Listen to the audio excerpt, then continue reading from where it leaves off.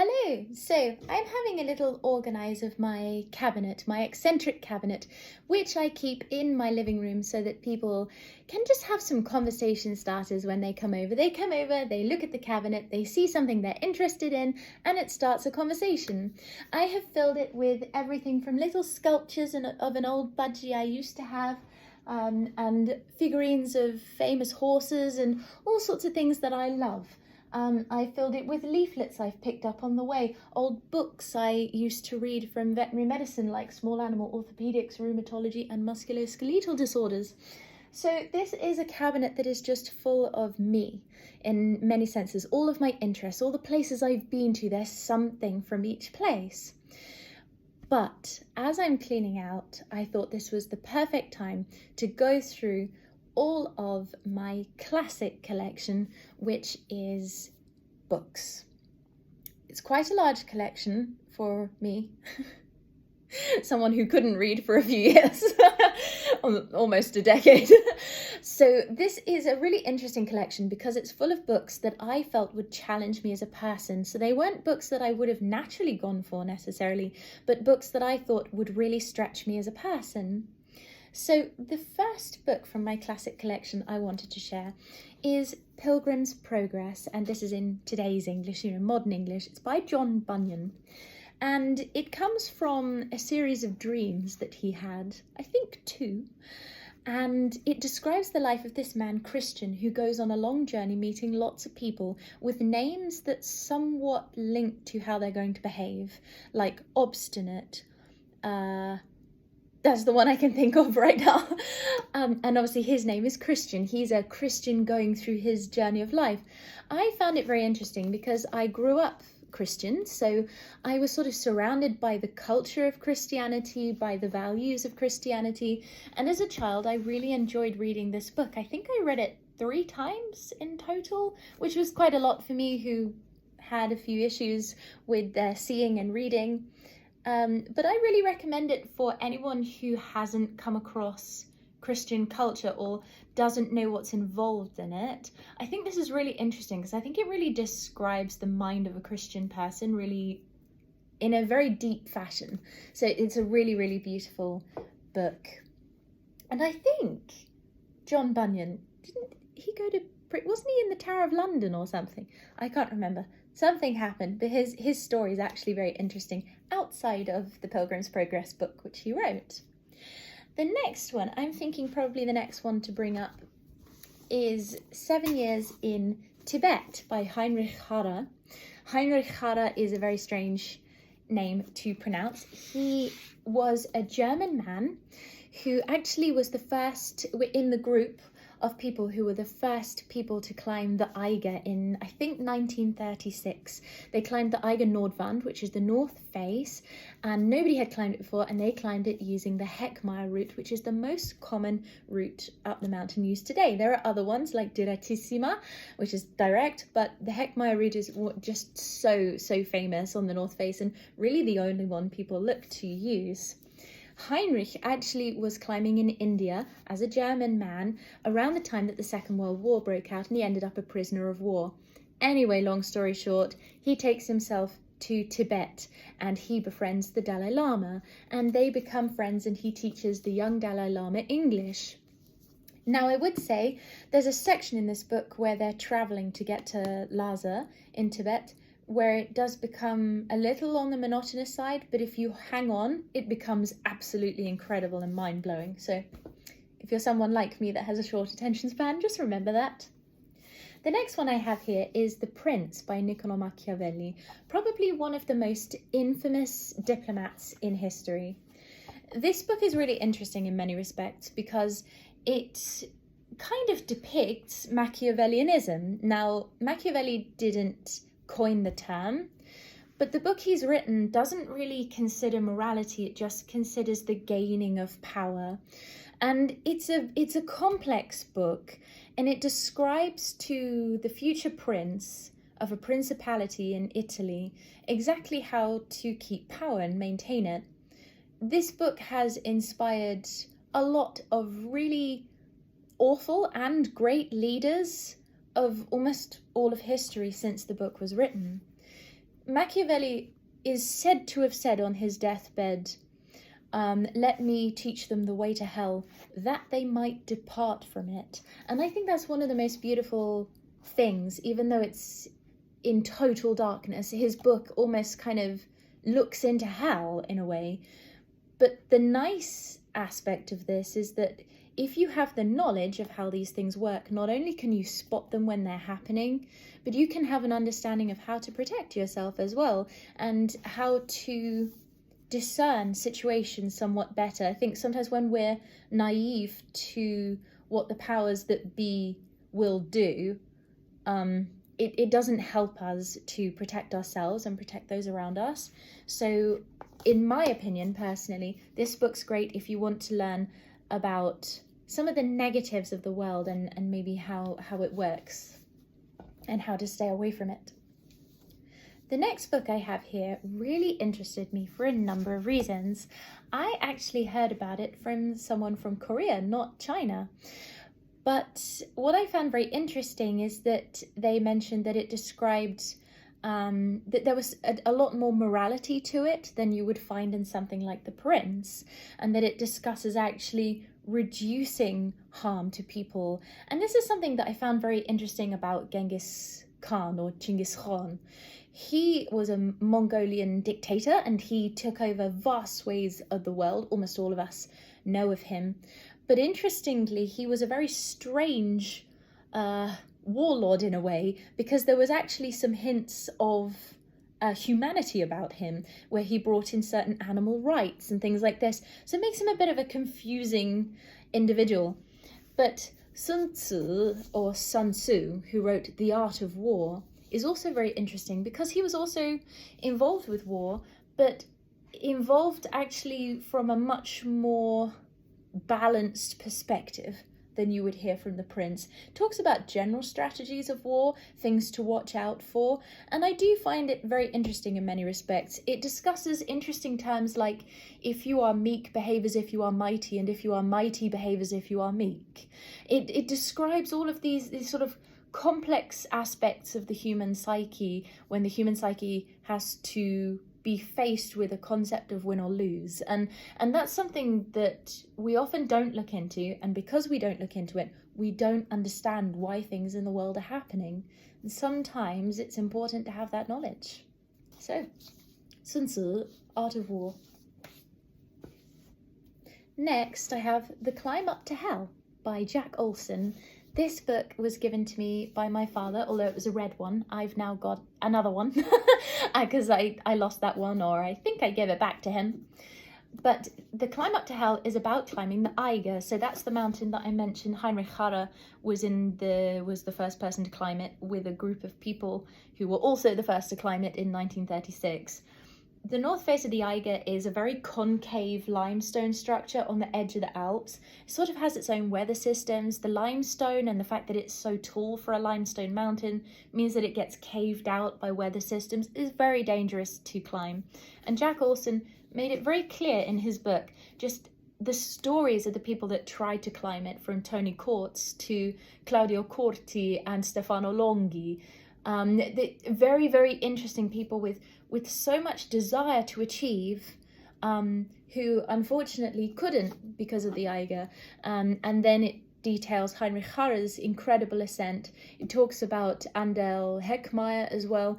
It's really amazing because the Eiger story is just such an untold story outside of the climbing world. But it is one of the most infamous, incredible, frightening, beautiful mountains on planet Earth. And it is a lot of mountaineers' dream. I want to do the north face of the Eiger. Some want to do Everest. Some want to do the Eiger. And the ogre, might I add, means Eiger. So Eiger is ogre, ogre is Eiger. There are 3 mountains together, Eiger, Mench, and Jungfrau. And there's a story about this ogre, the monk, and the young lady, and the concept is that the monk in the middle is protecting the young lady from the ogre. It's a very complex story, as I'm sure you can imagine. So my next book is Oedipus Rex, Oedipus the King, some people would call it. It's by Sophocles, and this is a play, and it's written out as a play, as you can see. And this is about fate being kind of unavoidable. The more you try to avoid it, the more you fall into the hands of it. It's a pretty awful book in some respects. It's so famous, it's just a big classic, but it's very, very strange. So the concept is that Oedipus was, I think it was prophesied that he would kill his father and marry his mother. And no matter what he does to try and avoid these things from happening, they end up happening. So, well, particularly his father tries to avoid it happening, if anything. But it basically talks about the fact that sometimes when you try to fight one thing, you can send yourself in the direction of it. And actually, there are many aspects like this. Sometimes we try to force ourselves in a direction and we go swinging back towards whatever our fate is. So it's a very interesting story. Very odd, but also very human all at once. I don't know how else to describe it. He marries his mother by accident, and his father, does he die? Well, you'll have to read the book.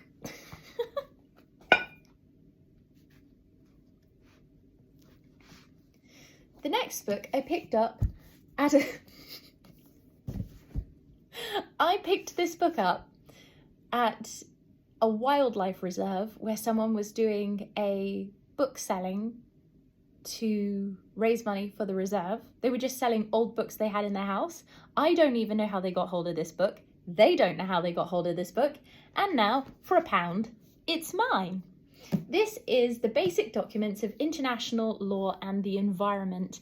This is where I learnt the term, is it prima facie? Prima facie? I can't remember.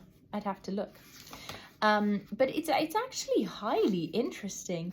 It talks about the fact that certain areas of dealing with global issues is not so much about saying you must do this to protect the environment. It's more about saying, yeah, you can use the word shall, for example. We shall do this instead of saying should or must. And that I found very, very interesting, that when it comes to the environment, we look at law very differently, and we put law together in a different way compared to what we might do with lots of other aspects of law. As you can imagine, human rights laws are very much more complex, whereas this is a little bit more... Is wishy-washy a good term? Probably not, but you know what I mean. Next up is You Will Get Through This Night by Daniel Howell. I actually pre-ordered this book as soon as I knew it was coming out because I used to love the whole Dan is Not on Fire brand. I used to love the whole thing. I thought it was so funny. I thought it dealt with mental health topics in so many ways. And Daniel Howell, who is Dan is Not on Fire, was so amazing at describing his life as an introvert who suffered with existential crisis and depression. This is a practical mental health guide, which I actually would recommend. And he sort of talks somewhat about his coping strategies and mechanisms. But I love what it says here in the blurb. This night, learn how to manage your thoughts and feelings in tough times. Tomorrow, change your everyday habits to be healthier and happier. The days after that, understand your behavior and how to treat yourself with compassion to tackle life's challenges. And I was so excited to receive this. This was just something I really, really wanted. And I was so glad that he did it because I really thought that would be a wonderful thing for people to hear more about how he tackled some of the mental health crises he'd lived through. Next up is a Christmas present from my mama. It is it's quite tiny, but extra thick, which I think is hilarious. It just looks so inconspicuous like this, and then crikey, it's got beautiful gold here, so it's just absolutely stunning. Thank you, mama. This is Anna Karenina, or Anna Karenina, I know some people say Karenina, by Leo Tolstoy. This is in fact actually my first book by a Russian person. So I have two, and I'm going to show you the other in a moment, but I really do look forward to reading it. I haven't read it yet. I'm still waiting to. So it'll just sit looking beautiful on the shelf. I just think it's stunning, don't you? That is just beautiful. Now this is a very old copy of Charles Babbage and his Calculating Engines, which my grandmother, who's now nearly 103, owned. And you can see it says, oh, I have to cover up that surname, Avril something nay Babbage. So yeah, Grandma owned this and now it's mine. And it just talks about Charles Babbage in many respects. So from people's accounts of what he was like to be around, what he was like as a person, what he did with his life. It's wonderful. But it does focus mainly on his engines. So if you love all things mechanics, electrical engineering, I don't know, you have a penchant for Nandan Norgates, you probably would enjoy this. And you probably already have a copy. Next up, The Book of Five Rings by Miyamoto Musashi. This is a book all about, well, it's not all about a samurai, it's by a samurai, all about his life, and he separates his life into 5 rings. And these 5 rings include things like discipline for himself, his swordsmanship, all of these different aspects of his life. And he writes quite beautifully, sort of almost writes in a picture language. It really just takes you away to another world. You forget he's a samurai, to be honest. You'd think he was, you know what, he has very much the vibe of Master Oogway in what is it, Kung Fu Panda. He has Master Oogway vibes. And not the Master Oogway memes I've seen rolling around. Not like that. Then, this is Saadia Shepherd's Footpaths in the Painted City. This is beautiful. This is about a woman who grew up in a multi-faith home, going to, I believe she went to India. Yes, she went to India. And she discovered her familial roots and finds that she's from a tiny Indian Jewish community who believe they're descended from one of the lost tribes of Israel. And it was so interesting to read. Her father was a white Protestant from Colorado in the United States, and her mother a Muslim from Pakistan. So the homeland of Karakoram 2, K2, one of the most beautiful mountains on planet Earth. And actually Pakistan has some of the most beautiful mountain ranges in the entire world. But you would love to read this if you love reading about someone who finds their identity and is discovering so many things for the first time. I think this book encapsulates what it is to discover culture for the first time, to discover yourself in a new light for the first time. Just a stunning, beautiful, pretty, compassionate, glorious book. I love it. Next up, I have Bluffer's Guides. I love Bluffer's Guides. This is Bluffer's Guide to the Opera, which I think is just wonderful. I love it. It's so helpful if someone doesn't know about opera. You can just sort of go, there you go. Read that. Very helpful. Then they know the key terms, and then you guys can chit chat and you can listen to music, you can listen to arias, and they understand what's going on. This is fantastic. But then I also have the Bluffer's Guides to Entertaining and to Etiquette, which are both by William Hanson.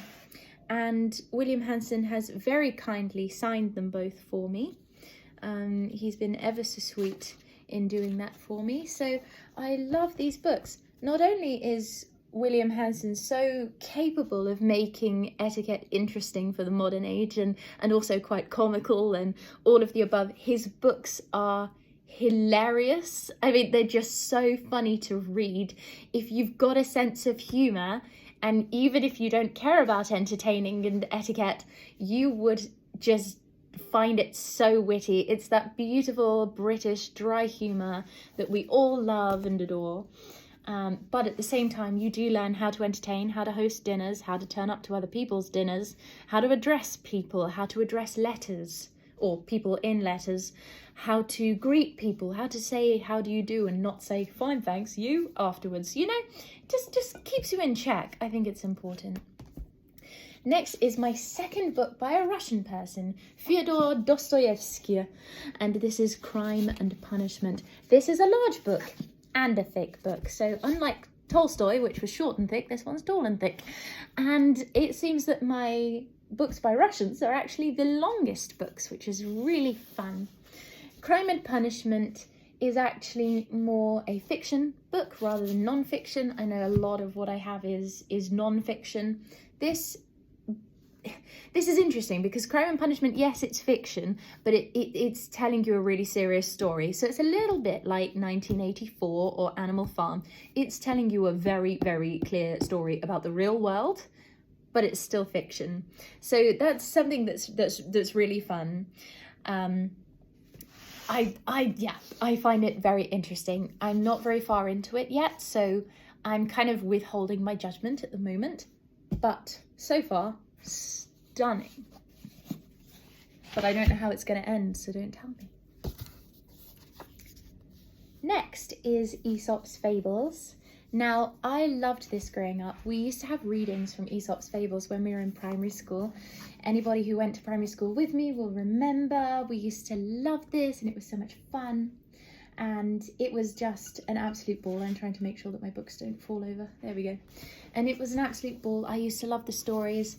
For example, I think it's the Hare and the Tortoise is an Aesop's fable. He had such a wisdom about him. He has got the Mouse and the Lion, for example. It's got lovely, beautiful, little sweet illustrations. But Aesop's Fables are really wisdom for children. So the wisdom is... it's not basic, because that's probably not the way to describe it. But it's very easy to digest. So the wisdom is significant, but it's easy to digest. But also it's one of those things that you can come back to in adulthood and say, oh yeah, I forgot about that. That's a wise way to go forward in life, and I'd forgotten. And it really does bring it back to you where you think, my gosh, you know, I'd forgotten that was something I really thought quite strongly, and I still do. It was just sort of hidden. But at the bottom it always has, for example, The Fox and the Grapes, it always has the moral at the end. And the moral for The Fox and the Grapes is, don't fool yourself into saying that something is bad when you really know it's good. You're probably only saying it because you can't have it. I'll read that again. Don't fool yourself into saying that something is bad when you really know it's good. You're probably only saying it because you can't have it. So, Aesop and his fables for the win. That sounded like I said for the wine. I didn't, I promise. Now,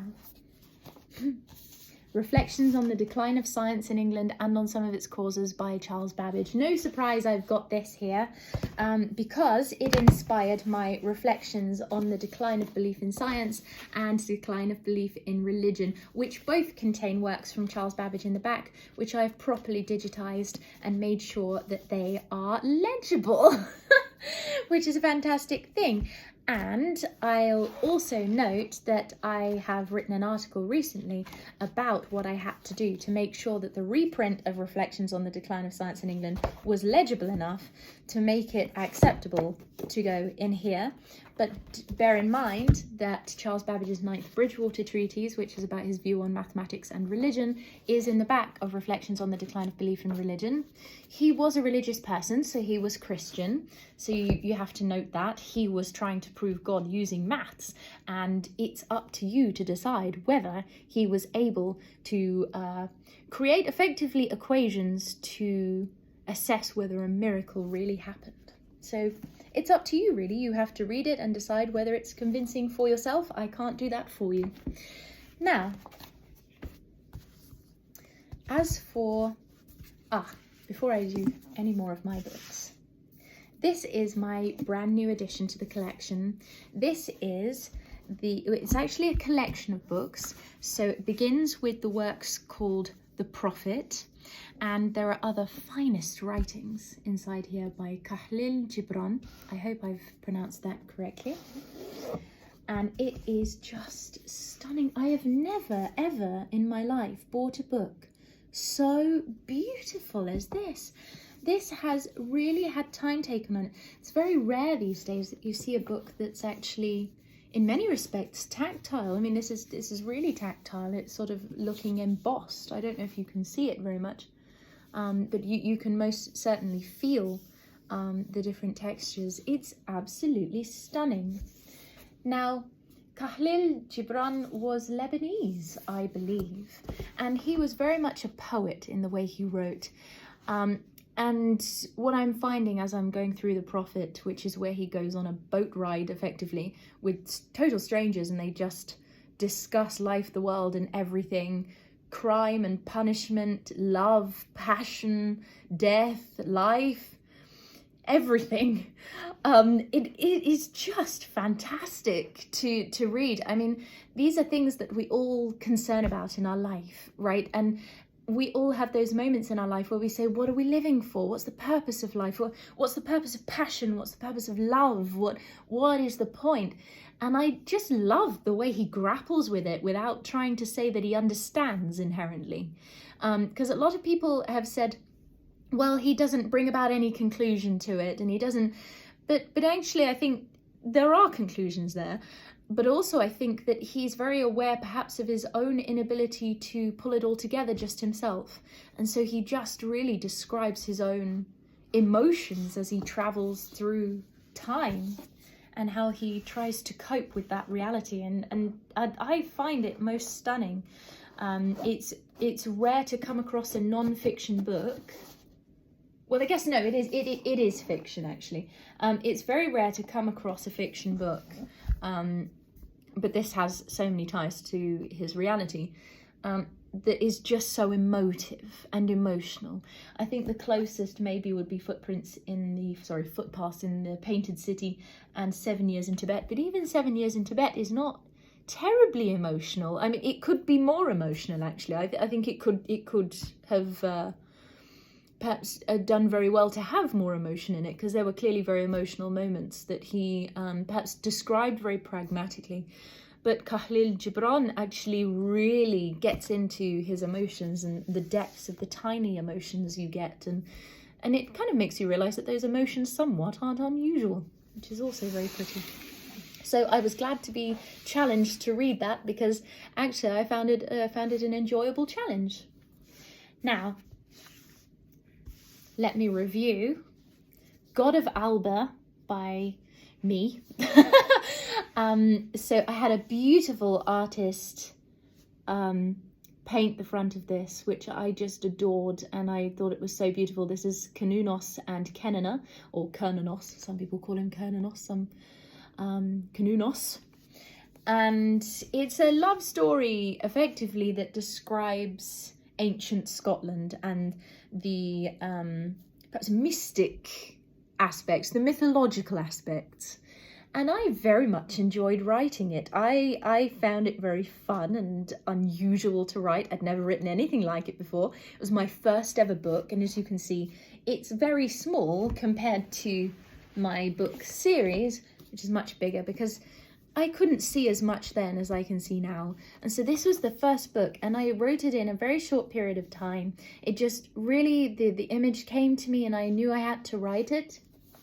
But I feel somewhat now a lot of pride. When I first wrote it and published it, I felt mainly embarrassment and shame, because it had only taken me a short amount of time.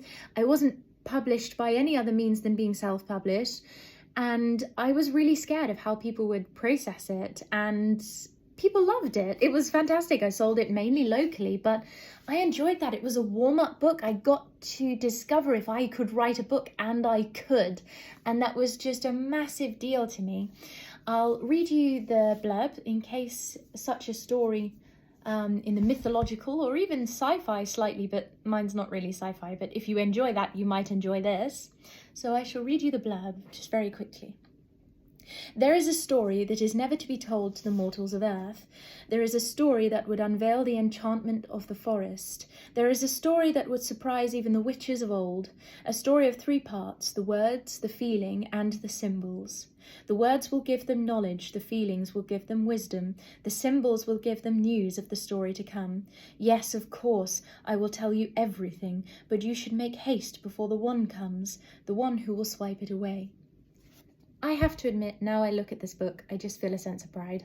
I'm really glad that younger me tried this, because younger me trying this is what led to older me writing these. Enough said. Next is the second non-fiction book I wrote, which came before this series as well. And this was where I really started to come into my own style, and this is when I realised it was the time to go on to the real big guns I wanted to write. This is called O Vienna, and I don't know if you can see, but there's sort of crossed over guns in the background. It's quite fun. It's a sort of mafia, diplomat, ambassador war going on, people trying to reinstate the Austro-Hungarian Empire in Austria. It's it's completely silly and completely implausible and also so much fun, and I loved writing it. And there's big balls and ballets and things going wrong and beautiful cars and dresses and suits and beautiful things that are just so much fun to describe, and you can imagine, right? So the blurb for this is actually a lot shorter. Who knew that the mysterious life she lived could be revisited by someone so close? Who knew that the tormentors of her life could be the main character of their dreams? Who knew that the one who to heal the burns would be the one who was haunted by shadows? Shadows of the deep mysteries of a mother. So yeah, I feel a sense of pride about this one too, although I was happier with this one. When I came out with this one, I was happier. I remembered feeling happier. I remembered feeling like my style was really there. So there was a time where I was embarrassed. Oh, fiction books, is that really for me? What am I doing? But it was absolutely the course for me. And actually, sometimes I read them when I'm bored just because I love the stories, and I loved the images that came to my mind at the time. And it reminds me of the music that I used to play when I wrote them. And I just have so much joy when I think about it. So that's a wonderful thing indeed. Now, there's a lot more going on here, including a book about the Grand National with beautiful pictures of racehorses. Maybe I should pull it out. I will. So.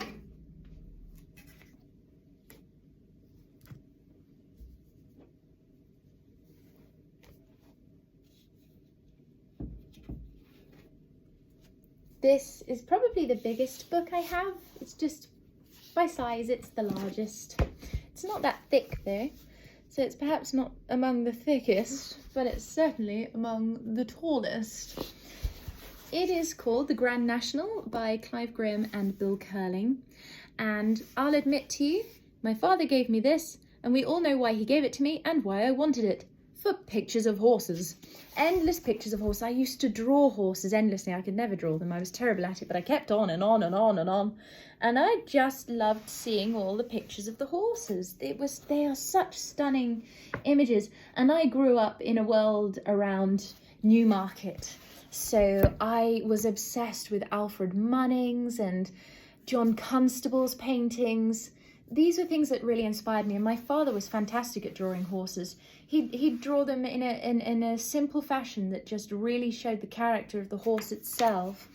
And also my family have been very close over the years with Jackie Jones, who also painted racehorses. And so I grew up with those paintings being in my grandparents' house, and I just love them. I just think they're stunning. And Jackie Jones doesn't paint like this. She paints with sort of surrealist colours that make the horse still look so real. There's pinks in there and oranges and blues you couldn't imagine. But it's just incredible the way she paints them. And then you have sort of black and white photographs and also sketches and such of the racehorses. Remember that racehorses are often thoroughbreds, so they tend to have a high Arab content. So you have an Arabian horse, an Arab horse, and you mix that horse with other warm bloods, and then you get your thoroughbred. So it's really interesting to see how the horses have changed over time. And the Grand National itself in Aintree, Liverpool. This is the steeplechase course, and this is the full show of it. I'm not sure how good I feel about racing these days. You see, when I was growing up, we used to watch the Grand National. And I used to love the Grand National. I used to be, sometimes I'd sit on the end of a chair, as lots of kids in England did, sitting on the end of a chair being like, yeah, you know, feeling like you're part of the Grand National. And I loved Comply or Die. I just thought he was such a beautiful horse, and I loved watching it. But one of the things is that there are a lot of really serious injuries as well. And as we go into a new era of animal welfare, starting with the beginning of animal welfare rights with, oh my God, what was his name? William Wilberforce. So starting with William Wilberforce, bringing about the RSPCA, the Royal Society for the Protection or Prevention of Cruelty to Animals, should I say. And he founded the RSPCA, and he also abolished slavery. This guy was crazy amazing. He was probably one of the biggest human and animal rights defenders on planet Earth and in history. As in my personal opinion, I thought he was incredible. And he was very good friends with a man called John Newton, who wrote Amazing Grace. It's a beautiful piece of music. So love William Wilberforce, but all the way through, we've been improving over time in the way we see animal welfare. And you can't really deny that fact as you go forward, that the Grand National can in some respects be extremely dangerous, not only to the jockeys, but to the racehorses themselves. And is it sustainable? Is it a good idea long term? It's a difficult thing. I think flat racing is still really great. I love it. I grew up around it, so perhaps to some extent that's the case, and I've seen how well the horses are looked after. But when it comes to the Grand National, which is a large hurdles, it's a feat of athleticism for both the horse and the rider. But I wonder what could be done to make it safer in the future. I know not everybody may feel that way, and I respect that, but I wanted to be a vet, and the principal concern is welfare. And I also think, you know, welfare of the jockeys is important too, making sure that if they do fall, that it's not in a horrific way wherever possible. And there are lots of ways that we can consider that. So I very much loved watching the Grand National as a child. Don't watch it so much now, and maybe that goes for many of us, I don't know. So that's effectively my book collection. There are other things, including O'Leary's Irish Diamond here and Mistral Hojris over there, and they are horses. They're a very famous show jumping horse and a dressage horse. That's the dressage horse there, and the show jumping horse in the corner there. That's O'Leary's Irish Diamond. So I have lots going on here, and I think I've got red rum. Lots of you have seen red rum chilling. He always ends up in a different place in my home. So people are always seeing red rum. There he is, beautiful racing thoroughbred. So all in all, I think I've done really well over the years for things that I'm just truly proud to have and truly excited to have. And it means that when people visit my house, there's always something that they're going to really love. In fact, a lady from Austria spotted my Wie erziehe ich mein Pferd, which is right back there behind the horse. I don't know how she spotted it, and she said, "Who here speaks German?" And I thought, this is so exciting. So I would recommend that you get yourself an eccentric shelf, whether it's got Tibetan prayer flags, African land snail shells, or whatever it might be, music, photographs of people you love and know, information, brochures, leaflets, you name it. An eccentric cabinet is a really, really good idea if you want to really just look upon the things that you love and have great discussions about it. Surely you can only win.